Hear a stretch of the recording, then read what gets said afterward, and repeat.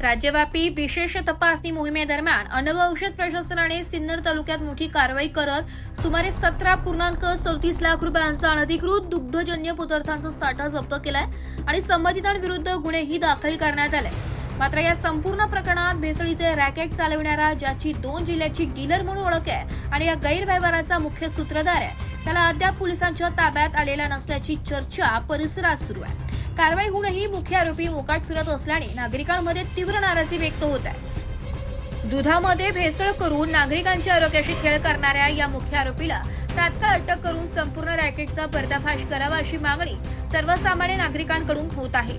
या प्रकरणातील सर्व संबंधितांची सखोल चौकशी करून दूध भेसळीच्या साखळीतील प्रत्येक दोषींवर कठोर कारवाई करण्यात यावी अशीही अपेक्षा व्यक्त केली जाते। नागरिकांच्या आरोग्याशी संबंधित अशा गंभीर गुन्ह्यांमध्ये केवळ माल जप्त करून कारवाई न करता या रॅकेटचा मुख्य सूत्रधार आणि त्याच्या साथीदारांना तातडीने अटक करून कायद्यानुसार कठोर शिक्षा व्हावी अशी मागणी करण्यात येते। सिन्नर तालुक्याच्या शहा, कारवाडी, पुतळेची वाडी आणि विगनवाडी या ठिकाणी अन्न औषध प्रशासनाने शनिवारी जी छापे टाकले त्या छाप्यामध्ये 8,400 किलो ही दुधामध्ये मिक्स करण्यात ती पावडर सापडलेली आहे।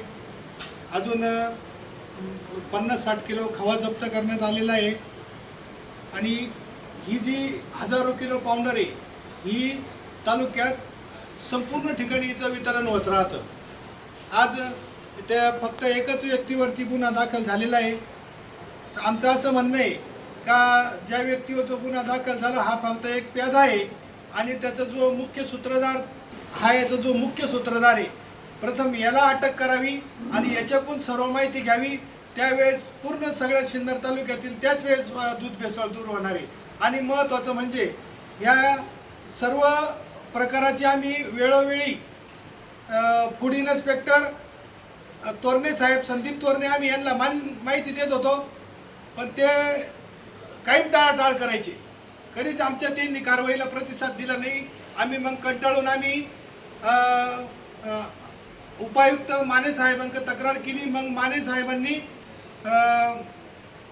तोरणे साहेबांना याची माहिती न देता गुप्त माहिती ठेवून ही जी कारवाई केली, याच्यात हा एवढा माल सापडलेला आहे। तर जर तोरणे साहेबांनी जर आम्ही अगोदर सांगितलं असतं, त्याच वेळेस जर कारवाई केली असती तर अजून सुद्धा शेकडो गोणे, हजारो गोणे अजून सापडले असते। आणि आमचं सर्वात महत्त्वाची मागणी आहे की ह्या ज्या छाप्यापासून त्या तोरणे साहेबांना जे दूर ठेवलेलं आहे, तर मग ते तोरणे साहेबांच्या हातून तो गुन्हा दाखल का करावा? तोरणे साहेबांना सिन्नर तालुक्यातून त्यांची बदली करून दुसरीकडे घ्यावा, अन्यथा इथं उपायुक्त कार्यालयासमोर मोठे आंदोलन करण्यात येईल।